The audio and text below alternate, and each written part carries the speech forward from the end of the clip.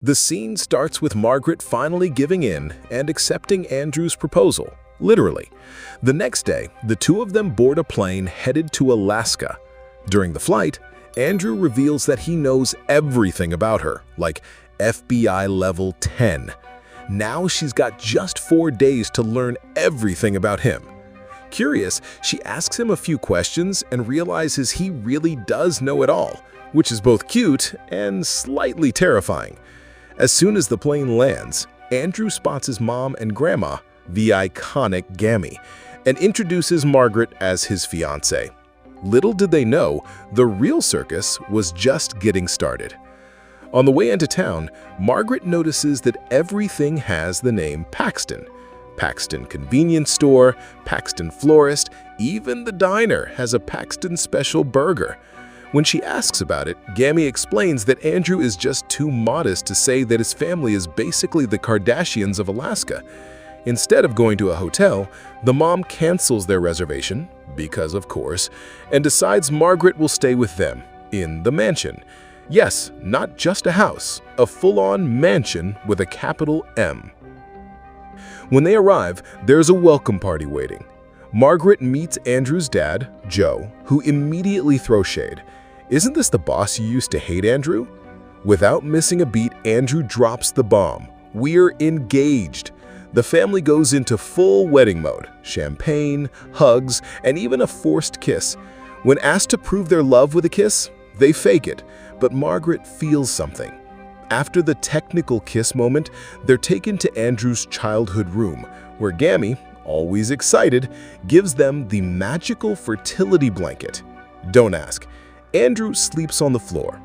The next morning, Margaret steps out to take a call, but forgets to close the door. The dog runs after her. And then an eagle, yes, a real eagle, tries to snatch the little guy.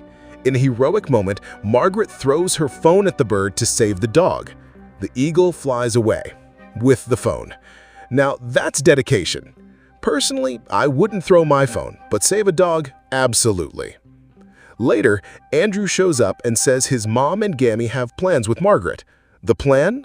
A strip club, because nothing says bonding with your future in-laws like watching a guy named Ramon dance in a firefighter outfit. Outside the club, Gertrude, Andrew's ex, shows up and casually mentions their breakup happened because he moved to New York.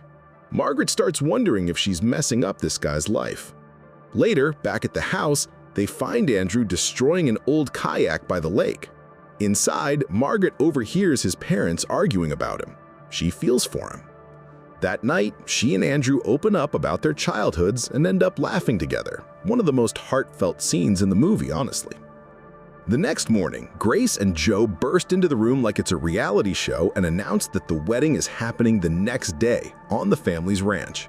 Margaret tries to back out because it's Gammy's birthday, but Gammy dramatically says she wants to see the wedding before she dies. And who can say no to a sweet old lady? They agree. Later, Margaret tries to escape her growing feelings, takes a bike, and ends up finding Gammy dancing in the woods. She gets pulled into a shamanic ritual. Yep, that happened. Andrew shows up, imagine that sight, and tells her her phone has arrived. On the way back, Margaret sees him talking to his ex and feels a little jealous. At home, Grace and Gammy give her the family wedding dress, and even a 150-year-old heirloom. The guilt starts eating her alive. In a telenovela-worthy, "I can't keep up this lie" moment, she goes to Andrew on the boat and opens up, saying she's been alone since she was 16. When he turns the boat and she falls in the water, he realizes just how much he cares. The next day, the immigration agent shows up out of nowhere, but Andrew keeps the lie going. Margaret, though, is having second thoughts.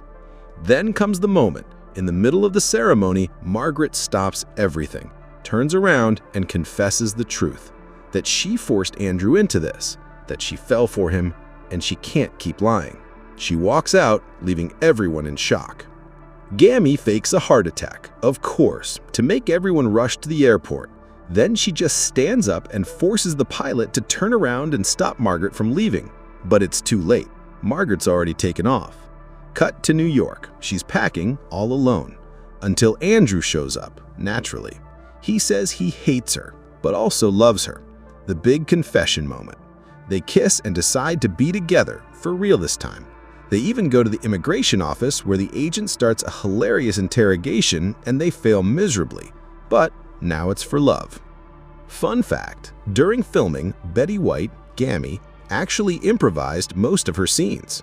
One thing I wouldn't do, sleep on the floor in the same room as my fake fiancé under a magical fertility blanket. A cool point though, the film manages to mix immigration policy critique with a rom-com vibe, in a fun, lighthearted way, and let's be honest, Sandra Bullock and Ryan Reynolds have serious chemistry.